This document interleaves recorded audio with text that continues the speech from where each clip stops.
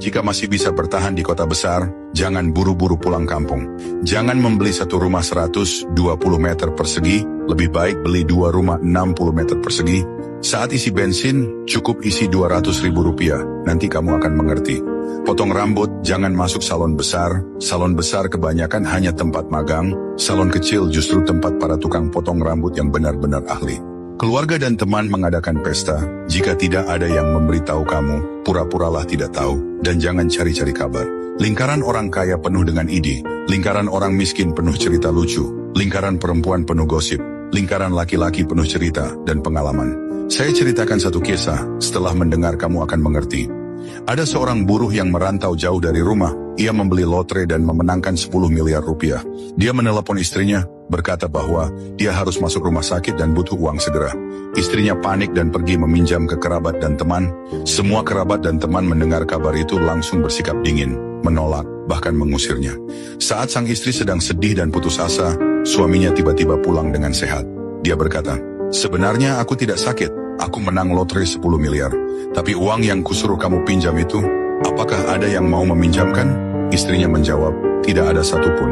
Suami itu berkata, "Bagus, kali ini putus hubungan saja. Kita lihat nanti, siapa di antara mereka yang masih punya muka datang meminta pinjaman lagi." Di tempat yang tidak ada lampu jalan, malam hari di mana-mana ada binatang buas. Ingatlah, sebelum merencanakan sesuatu, pelajarilah dulu manusianya. Jika kamu tidak memahami sifat manusia, kamu tidak akan pernah berada di posisi tak terkalahkan.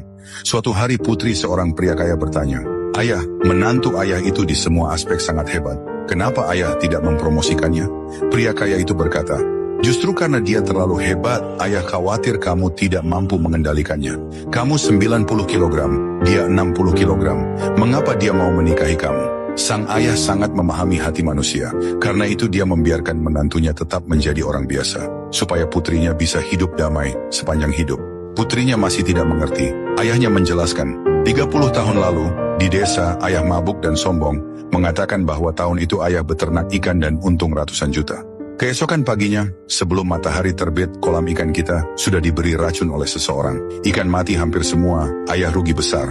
5 tahun kemudian, ayah bangkit lagi, menikahi ibumu, punya kamu, dan membeli sebuah villa di Jakarta seharga lebih dari 50 miliar rupiah, dibayar tunai.